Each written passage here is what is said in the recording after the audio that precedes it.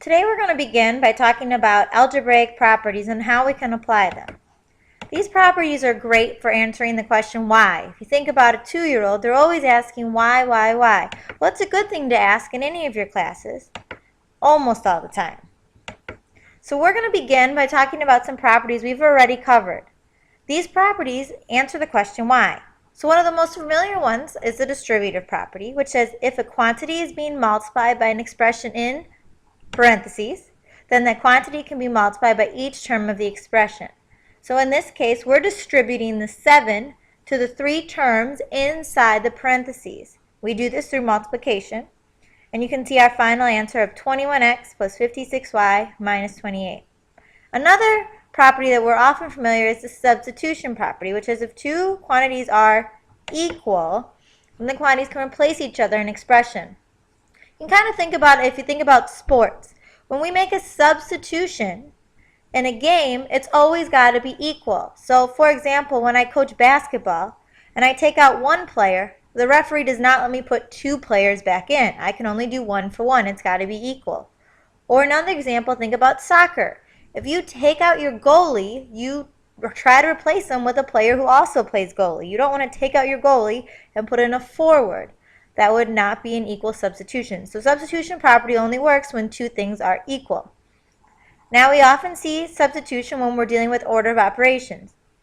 So in this example, you can see that x is 4, so we're going to substitute 4 in for every place there's an x because we know x and 4 are equal.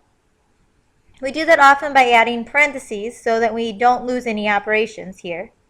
So you can see we do order of operations, exponents, multiplication or division, adding and subtracting, and we simplify all the way down to 12.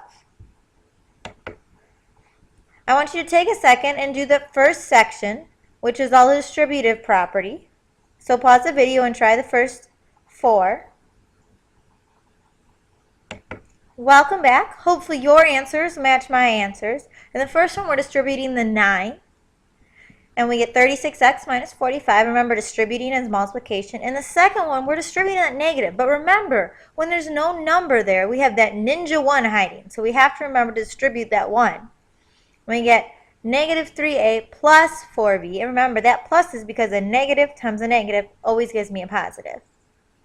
In the third example, they're trying to be a little more tricky. They make you distribute the 7. Remember, it's only what's directly in front of the parentheses. So we do 7 times 3g and 7 times negative 9. And then they combine like terms, 8g and 21g, which is a form of substitution also.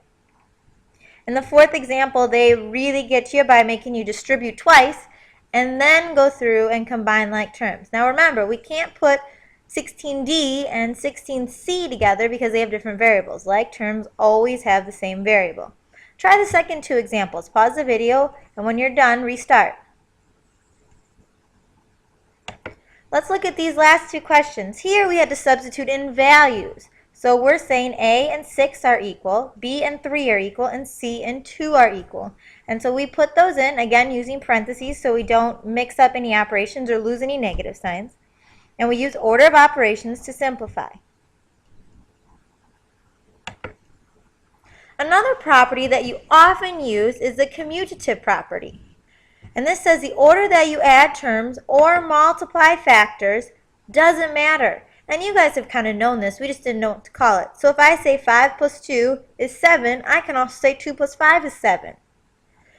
Or negative 3 times 4 is negative 12, or 4 times negative 3 is negative 12. Now this doesn't work for subtraction or division. You'll notice those are crossed out because 13 minus 5 is 8, and 5 minus 13 is not 8. It's negative 8. And the same thing for division. So this is only addition or multiplication. You have the commutative property of addition or the commutative property of multiplication. And an easy way to remember that is many of your parents probably commute to work or they drive to work. And driving is you're moving. So when numbers move or change order, that's the commutative property. The associative property is the order which you perform addition or multiplication doesn't matter. So in association, you have here we have 8 plus 4 plus 10. We could do 8 plus 4 is 12 plus 10. Or we could do 4 plus 10 is 14 plus 8. They're both going to give us 22. Order doesn't matter. And the same thing with multiplication. The order of the numbers doesn't matter. And so often with the associative property, we use parentheses to symbolize how we group the numbers. So which ones are we going to add or multiply first?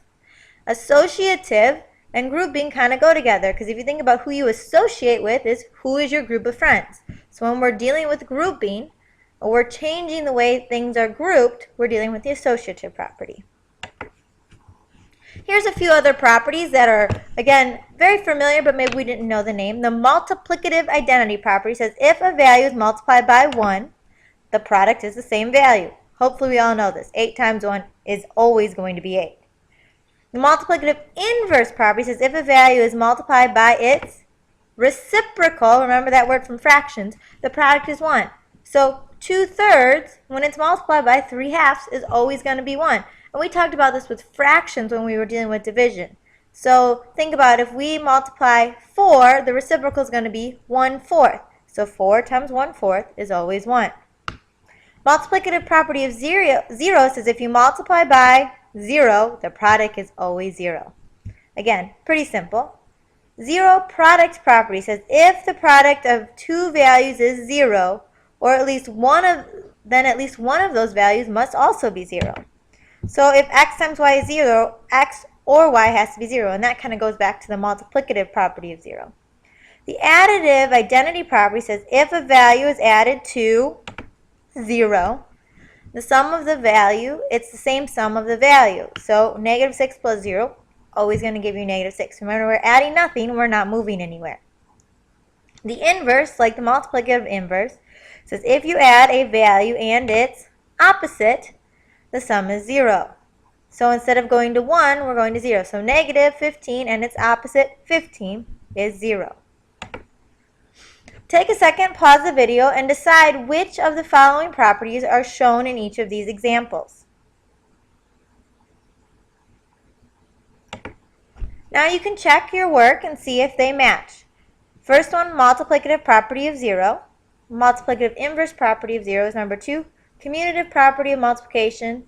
4 is the 0 product property, and I know you guys are very good readers, so I won't read them all to you. But please check your work, and if there's something you don't understand, bring those questions to class the next day. Finally, we have some properties of equality, and these properties have the word equality, so they have to be with an equation or an inequality. We don't just use them with an expression. The addition property of equality says if you add the same value to both sides of an equation or an inequality, the sides remain balanced. So if I add 5 to one side and I add to the other side, I'm going to keep my scale balanced. Subtraction is just the opposite. If you subtract the same value from both sides, the sides remain balanced. Multiply, if you multiply the value on both sides of an equation, the sides are balanced. Division says if you divide the same sides by the same on both sides, the sides remain balanced. Those are all the exact same property, just based on the operation. The ones that are a little more tricky can be the symmetric property. It says that if A equals B, then B equals A. And this seems kind of silly, but it's actually very useful when we start writing proofs. Reflexive property says A equals itself A. So 5 will always equal 5.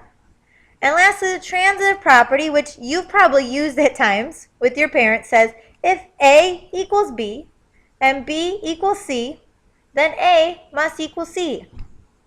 And this is a property that you'll see every once in a while, and you'll see more as we get into geometry.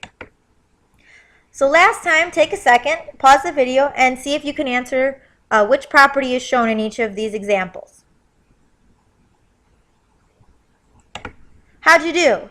Take a look and see if they match. If there's something that doesn't make sense, please bring the questions to class and we'll talk about them. Well, that's it for our first video. Thank you for being patient, and hopefully this helps.